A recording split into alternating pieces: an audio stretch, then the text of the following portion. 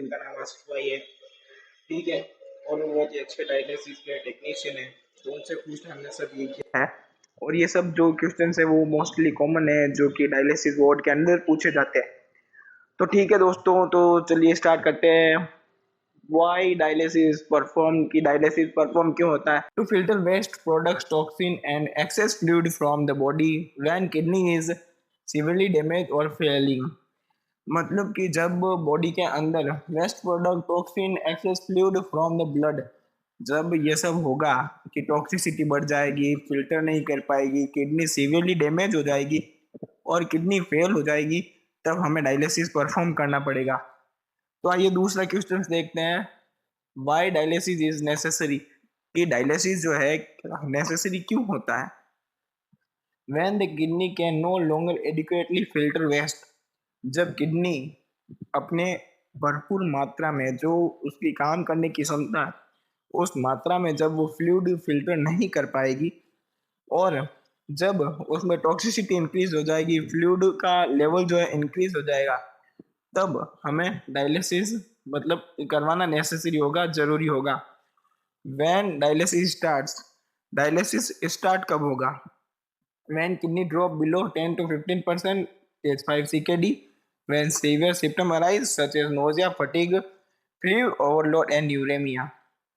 इसका मतलब है जब किडनी जो है stage 5 chorionic kidney disease CKD जब हो जाएगी स्टेज 5 की, जब वो फेल हो जाएगी अपना काम करना, एडिक्वेट मात्रा में फ्लूइड फिल्टर करना बंद कर देगी, जब टॉक्सिसिटी इंक्रीज हो जाएगी और जब ये लिखा हुआ है किडनी ड्रॉप बिलो 10 to 15%, जब किडनी जो है अपना 10 से 15% काम करना स्टार्ट करेगी, मतलब 10 से 15% से नीचे जाने लगेगी, तब डायलिसिस करवाना बहुत ही जरूरी हो जाता है और डायलिसिस करवाना स्टार्ट हो जाता है। क्वेश्चन 4 है टाइप ऑफ डायलिसिस। डायलिसिस के टाइप क्या है? डायलिसिस के दो टाइप होता है, एक होता है HD और एक PD। इनको शॉर्ट फॉर्म में HD और PD बोलते हैं। फर्स्ट होता है हीमोडायलिसिस। हीमोडायलिसिस का मतलब एक जो अपन बोलते हैं ना डायलाइसिस मशीन, डायलिसिस मशीन, उसको डायलाइजर बोला जाता है। डायलाइजर मशीन के अंदर दो ट्यूब होती है, एक रेड और एक ब्लू, ठीक है। और उसके साथ एक बड़ा सा सिलेंडर शेप का एक आर्टिफिशियल किडनी दी जाती है, ठीक है। फिल्टर बोलते हैं उसको, उसको आर्टिफिशियल किडनी भी बोल सकते हैं। उसके थ्रू हिपेरिन, मतलब एक हिपेरिन का मतलब इंजेक्शन आता है, वायल आती है, ठीक है। वो उसमें ऐड करेंगे ताकि एंटीकोगुलेंट है, क्लोटिंग नहीं होगी। फिर क्या होगा कि उसमें ट्यूबिंग सेट करेंगे और पेशेंट के जो वेनस एक्सिस है उसके थ्रू अपन ब्लड को फिल्टर करेंगे। उसके साथ दो चैम्बर होंगे, A and B। A chamber होगा जो मिनरलाइज्ड होगा और बी होगा जो कि सोडियम बाइकार्बोनेटेड होगा, उससे करेंगे। okay? और दूसरा पेरिटोनियल डायलिसिस। पेरिटोनियल जो लेयर है उसके अंदर कैथेटर इंसर्ट करेंगे और उसके साथ डायलिसेट एक सॉल्यूशन आता है, उसके थ्रू वो अपना आंतरिक रूप से अपना फिल्टर करता जाएगा। तो जल्दी से पॉज कीजिए वीडियो और नोट कर लीजिए, ओके। तो हेलो दोस्तों, तो अब देखने जा रहे हैं कि क्वेश्चन 5। क्वेश्चन 5 क्या कह रहा है? व्हाट इज डायलिसिस, की डायलिसिस क्या है? Life sustain medical treatment, filter waste toxin and excess fluid. मतलब कि जब किडनी अपना प्रॉपर काम नहीं करती तब एक्सटर्नल ये अपन को डायलिसिस मशीन के द्वारा डायलिसिस करना पड़ता है, ताकि उसमें से जो एक्सेस फ्लूइड है बाहर निकल जाए, टॉक्सिन से बाहर निकल जाए और वो जो ब्लड जो है मिनरलाइज्ड हो जाए, इसे अपन डायलिसिस कहते हैं।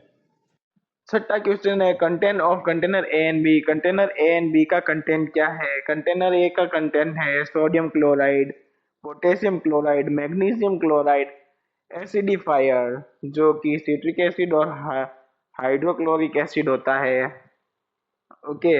और ग्लूकोज जिसको डेक्सट्रोज बोलते हैं, ये ऑप्शनल होता है। जो ये है वो ग्लूकोज वो ऑप्शनल होता है। उसके बाद अपन देखेंगे सातवें में प्रिंसिपल ऑफ डायलिसिस। प्रिंसिपल और वेनस एक्सेस के मैं लॉन्ग वीडियोस बनाना बनाना चाहता हूँ, इसलिए आप उसमें एक्सप्लेनेशन देखिएगा। प्रिंसिपल ऑफ डायलिसिस इसका मतलब क्या होता है? डिफ्यूजन, एक डिफ्यूजन होगा, एक ऑस्मोसिस होगा और एक अल्ट्रा फिल्ट्रेशन होगा। अभी के लिए बस इतना ही बताऊंगा। फिर आठवां क्वेश्चन है वेनस एक्सिस। वेनस एक्सिस क्या होती है? एवी ग्राफ्टिंग, मतलब अगर किसी की वेन्स और आर्टरी जो नहीं दिखती उसको एक सॉफ्ट कनेक्टिव टिश्यू के थ्रू अपन उसको कनेक्ट करते हैं। और एवी फिस्टुला का मतलब है direct abnormal connection between artery and veins. Okay, और कैथेटर का मतलब आपको पता है, कैथेटर इंसर्ट करके डायलिसिस करना। तो pause the video and note it down.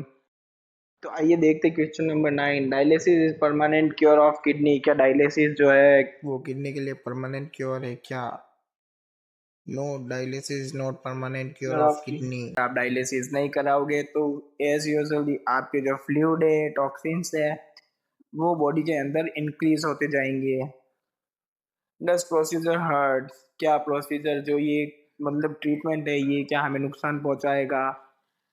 हाँ, कभी कभी तो पहुंचाएगा पर कभी कभी नहीं। मतलब मे बी नॉट और मे बी, कभी कभी तो पहुंचाएगा बट कभी कभी नहीं।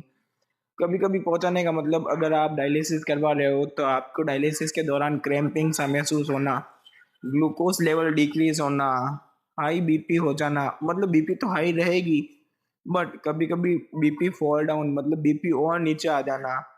ठीक है, ब्लड प्रेशर और डिक्रीज हो जाना। और आपकी जब फिस्टुला फॉर्मेशन होगा तब आपको थोड़ा सा हर्ट होगा।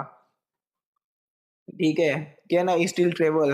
हाँ, आप ट्रेवल कर सकते हो बट आपको हफ्ते में 2 बार कहीं से भी डायलिसिस करवाना पड़ेगा हर 3 दिन के बाद, क्योंकि टॉक्सिसिटी इंक्रीज हो जाएगी और ये परमानेंट क्योरेबल नहीं है। Why diet is so stricted. इसमें डाइट जो है इतनी स्ट्रिक्टेड क्यों होती है? They removal of toxins can't cure of kidney permanent. इसका मतलब यह है कि ये सिर्फ आपके बॉडी से जो भारी मात्रा में फ्लूइड बन रहा है उसमें से टॉक्सिन्स, जो जहरीले पदार्थ हैं, उन्हें निकालने का काम करती है। ये किडनी का परमानेंट क्योर नहीं है। अगर आप ज्यादा खाएंगे तो आपको ज्यादा जाना पड़ेगा। इसी हिसाब से इसमें आप ज्यादा नहीं खा सकते और इसमें डाइट जो है लिमिटेड होती है। Pause the video and note it down. What is the main risk कि किडनी के डायलिसिस के दौरान क्या क्या रिस्क होता है? Infection at fistula. फिस्टुला के अंदर इन्फेक्शन हो जाता है। हाइपोटेंशन का मतलब बीपी लो हो जाना, नॉर्मल बीपी से लो हो जाना। जैसे कि अपन डायलिसिस करते हैं तो मेनली क्या होता है कि जब उसके अंदर अपन डायलिसिस करेंगे तब उसके अंदर मेनली ब्लड प्रेशर इंक्रीज हो जाता है। और इसी दौरान उसके अंदर अगर सडनली चेंजेस आ जाता है, अगर सडन ब्लड प्रेशर लो हो जाता है तो इसके अंदर आपको क्रिटिकल केस हैंडल करने की क्षमता होनी चाहिए। ये एक मेन रिस्क है।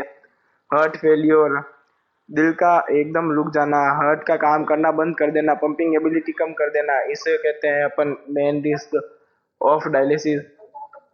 कार्डियोवास्कुलर, कार्डियोवास्कुलर की कोई भी प्रॉब्लम अराइज हो सकती है। एरिथमियास मतलब हार्ट का रिदम में नहीं होना, ये भी हो सकता है। ये तो सबसे मोस्ट इम्पोर्टेंट है। Question number 14, why kidney loss their function.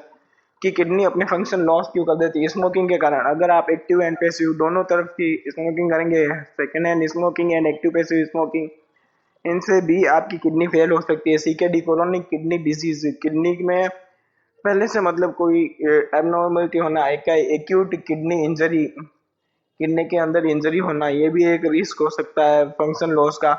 Blood pressure increase होना, सब दिन बीपी का हाई होना, ये भी एक मेन कॉज है किडनी फेलियर का या फिर लॉस ऑफ किडनी फंक्शन का।